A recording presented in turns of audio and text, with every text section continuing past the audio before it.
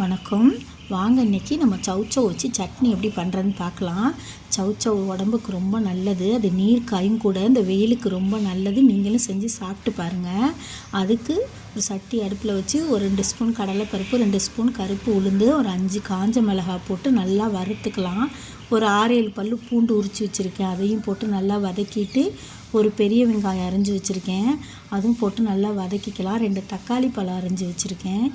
வெங்காயம் தக்காளி எல்லாம் நல்லா வதக்கிக்கிட்டு ஒரு சொல புளி போட்டுக்கலாம். ஒரு சௌச்சௌவை நான் பொடிசாக கட் பண்ணி வச்சுருக்கேன். இப்போ அந்த சௌச்சௌவையும் போட்டு நல்லா வதக்கிக்கலாம். அதுக்கு தேவையான அளவு உப்பு போட்டுக்கலாம். உப்பு போட்டு நல்லா வதக்கிக்கிட்டு ஒரு மூடி போட்டு மூடி வச்சிடலாம்.